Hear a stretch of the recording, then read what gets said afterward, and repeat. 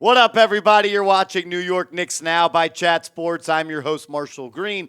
The New York Knicks dropped Game 4 to the Miami Heat to put them into a 3-1 hole in this series. Game 5 will be at Madison Square Garden. The series is not over yet, but man, did it sure feel like it after the loss last night. In today's show, we got to talk about Julius Randle because I believe now that the Knicks have a Julius Randle problem. He is a problem on this basketball team.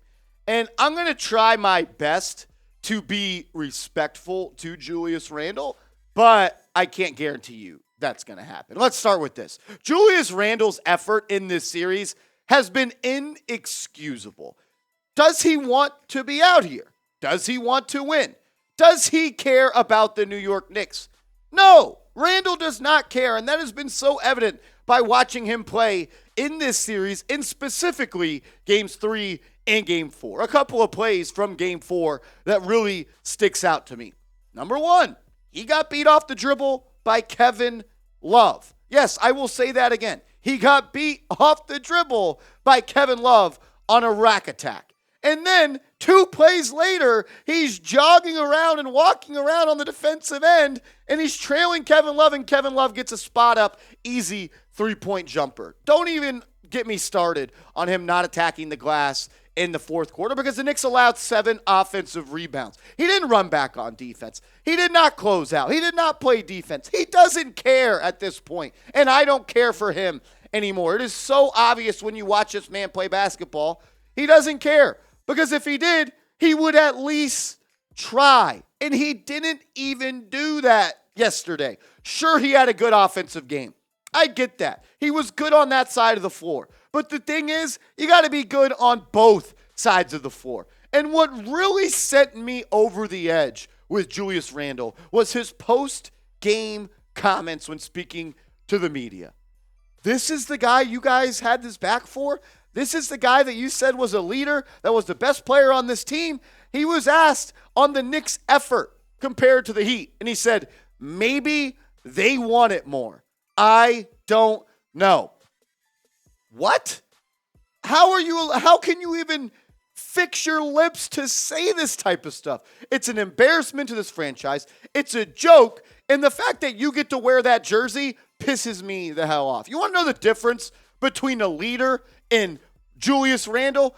Randle says this, maybe they want it more, I don't know. And this is what Jalen Brunson has to say, a true leader. My mindset, I think, going forward as we are on the brink of elimination, so everything you got. And so that should be the mindset of everybody. No matter what you do, no matter what you have to do, just have to go out there and give it your all. Keep your confidence. That, my friends, is the difference between a leader and a loser. That is what Julius Randle is. He is a bona fide loser. If you watch him play basketball, it is an embarrassment to the state of New York. We don't ask for much as Knicks fans. Effort and hustle. He doesn't give you any of those. None. At all. People are going to look at the stat sheet for Julius Randle and go, but Marshall, he had 20 points and 9 rebounds. Well, he also had 3 assists compared to 6 turnovers. 6 turnovers for your power forward? And not to mention, he fouled out. How do you foul out and you don't even try on defense? It's because he had 3 offensive fouls and turnover after turnover after turnover. Look, he's not the only reason we lost, but damn, man, he is a driving force behind this loss. And I think we have to start having the conversation that he is just not a playoff player. That's just not what he is. He's not a playoff player. The best players in this league, they raise their level of play in the playoffs. And we got some very, very telling stats for Julius Randle in his playoff career, and we'll talk about those in a second. But first, I just got to relax a little bit. And I want to tell you guys about a way that you can actually win some money. And you can do that. If you love fantasy sports and you like winning real money, get hooked up with Underdog Fantasy. Go to chatsports.com/UnderdogKnicks and use the promo code ChatNYK. They offer best ball lineups. You could do drafts. I like to do the player projection pick'em lineups, where you select the higher or the lower on the stats that Underdog sets for each individual player. They have games in all sorts of sports: football, baseball, basketball, MMA, esports, anything you want. And what I love about the Pick'em lineups is if you select a 5 Pick'em lineup and you get every pick right, they will 20 times your money. So put $5 on a lineup like I did for tonight, and you could be walking out with $100. I think the Celtics are going to beat they're going to win tonight. I think the Celtics are going to win, and they're going to beat the Sixers. And I think Jason Tatum, Marcus Smart, and Malcolm Brogdon are going to be the driving forces behind those wins. I'm like the higher on their stats.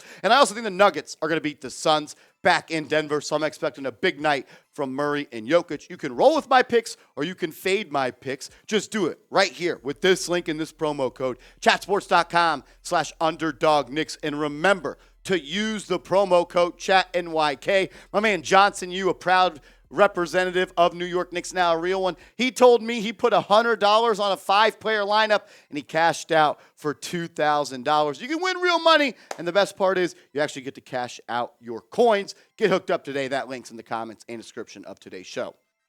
Back to Randle. Let me get my mad face on. He is legitimately one of the worst playoff players of all time. Julius Randle has the worst field goal percentage among players in the playoffs, who averages 15-plus field goal attempts since 1970. The worst. Also, Devin Booker has made more field goals in his last 4 games than Julius Randle has made in his entire playoff career, on 86 fewer shots and 7 fewer per game. And when you just look at the stats, the man averages more turnovers per game than assists, and he shoots 34% from the field and 27% from 3. And I don't feel bad for saying this right here. The Knicks will never, ever, ever win anything of substance with Julius Randle on the roster. 1, his basketball IQ is too low. 2, he doesn't care. 3, he doesn't play defense. 4, he cares about this name on his jersey more than what the name says right here. And you don't win in the NBA with those type of guys. At this point, the Knicks just need to move on. They need to trade him in the offseason. You cannot continue to have him on the roster. We know what he is right now. He is a good regular season player that's very erratic, not a good teammate, and someone that doesn't try hard and elevate his play in the playoffs. At this point, if you have to take a loss for him in a trade, you got to do it because it's stunting the growth of a lot of people on this team. You see RJ Barrett pouting. You see Obi Toppin pouting. You know who they learned that from? Yeah, number 30. It's just a terrible, terrible situation right now for the Knicks. We're going to recap Game 4 or whatever that was. That Game 4? Game 4 here in a second. But I want to ask this question. Should the Knicks trade Julius Randle this offseason? I'll leave it up to you. Type Y for yes, type N for no. Let me know what you think. We're going to quickly go over the Game 4 stats and try and be nice. Look, if you turn the ball over more than the Heat, you allow them to out-rebound you by 12, and specifically 7 offensive rebounds in the fourth quarter, you're just not going to win many games. And that's what happened to the Knicks last night. They didn't lose because of execution. They didn't lose because of talent. They lost because of effort. In my opinion. I thought that it was just a terrible effort from a lot of players on this team, led by Julius Randle. One person I do want to give a huge shout out to is Jalen Brunson, man. The guy is seriously hurt. There's reports coming out via Ian Begley of SNY. He is saying that Jalen Brunson is receiving around-the-clock treatment on his ankle, and he won't make an excuse. And his play hasn't dropped at all. The man gave you 32 points, 11 assists. Is he limited on defense? Absolutely. But the difference between Jalen Brunson and Julius Randle is Randle has every physical trait, every physical tool you want to be good in this league, especially on defense, but he doesn't try. Brunson, he's the complete opposite. He doesn't have the length. He doesn't have the size. Doesn't have the strength. Doesn't have the quickness. Doesn't have the speed. But he's got the heart. He's got the heart of a champion. At least he freaking tries out there, and I can get down with that any day of the week. 32-11 from your point guard. Just not enough, unfortunately. I thought RJ Barrett gave you good juice on the offensive end. 9 to 16, from the field. Shot very well from 3. Couple lackadaisical plays on the defensive end, but I'm not going to give RJ too hard of a time. I thought he played well. Another player that has not played well in this series is Mitchell Robinson. Look, this ain't Evan Mobley and this ain't Jared Allen, my friend, anymore. Bam Adebayo has been dominating Mitchell Robinson in this series. There was talks around the NBA that Bam was overrated heading out of the Milwaukee Bucks series because Brook Lopez dominated him. And now Bam Adebayo is dominating Mitchell Robinson. The Knicks were so good because of Robinson in the first round. Can't say the same in round two. Quentin Grimes got the start last night in spot of Josh Hart. They went back to that old, reliable starting lineup they rocked with. I thought he played well. 3 of 7 from downtown. Got a little bit too ahead of himself trying to throw it down on Jimmy Butler in transition. Had 3 bonehead mistakes. 2 early turnovers and the shot by the Heat that went over the glass, and then Grimes and Barrett just kind of fuddled around and looked at each other like, wasn't me. Like, it was just mental blunder after mental blunder. I love Grimes. I thought he had a good game, but man, those mistakes really, really hurt. Unfortunately, my man Josh Hart didn't give us anything. He was relegated to come off the bench. He didn't give you much juice, and that stunk. And he's a guy that's really been an X factor for this team, and we didn't get much from him at all. Isaiah Hartenstein. If you look at Isaiah Hartenstein, Mitchell Robinson had 7 rebounds. Hartenstein had 3. That's 10 rebounds between your centers. That's a problem, and that's why you lost this game. You got out-rebounded by the Miami Heat. The Knicks' advantages coming into this series was taking care of the ball and out-rebounding the other teams. They haven't done that better than the Heat one time this series. Obi Toppin, luckily Randle played so bad, and I don't have to talk about Obi Toppin that much, but he was terrible, and he's been terrible for the last 3 games. He looks like a fish out of water out there. Looks like a deer in headlights. He never looks confident, and I just don't know if he's really an NBA player at this point. Deuce, he went in there and battled, had an assist, had a steal the first time he came into the game. I could never say a bad word about Deuce McBride. I do want to spend a little time talking about Jimmy Butler right here. I feel like the game plan for the Knicks in this series has not worked. Obviously, you're down 3-1 against Jimmy Butler, but has been the wrong thing. We continue to double team Jimmy Butler every single time he touches the ball. Like he's a prime Shaquille O'Neal when the Lakers went to the NBA Finals 4 times in a row. You're daring Jimmy Butler to make the right play. That's what he does. He will make the right play, and that's why he had 10 assists. There was only 1 game in the regular season where he had more than 10 assists, and he did it in the playoffs because Tom Thibodeau thinks that Jimmy Butler, he's a great player. I'm not trying to disrespect him. He ain't Kobe. He ain't Shaq. He ain't Steph. If Butler's got to score 40 for the Heat to win, let him do it. Because the Knicks are still in rotation on defense, even though the game's been over for 12 hours. They're always out of 1 rotation. They're overworking on defense because we have to double team Jimmy Butler at all costs. Tom Thibodeau, just let this team play straight up defense one time. One time. I have not agreed with the defensive game plan at all. Bam's been great. We talked about it a second ago. He had dominated Mitchell Robinson, not just in Game 4, but in this series in total. Look, 23 points, 13 rebounds, had a couple of blocks, 2 assists. He has been the best big in this series. Max Strus has been the X factor for the Miami Heat. Brunson has drawn that assignment a couple of times, which is tough. Brunson's 6'1", Strus is 6'5", and he just rises up, catches and shoots, and lets it go. But at least he's there. At least Brunson's trying. I can respect that. Hustle, heart, and grit. I'll always respect that. 3 things that Julius Randle's not had. But Strus, his ability to make shots has been big. And then the veteran point guard off the bench, Kyle Lowry. He's been dominant. When he comes into the game, he takes control of this ball game. He has been so good for the Miami Heat. He's a dirty little SOB. He is the Marcus Smart for the Miami Heat. He flops. He does all that stuff. But at the end of the day, it works, and hats off to him. He's a veteran.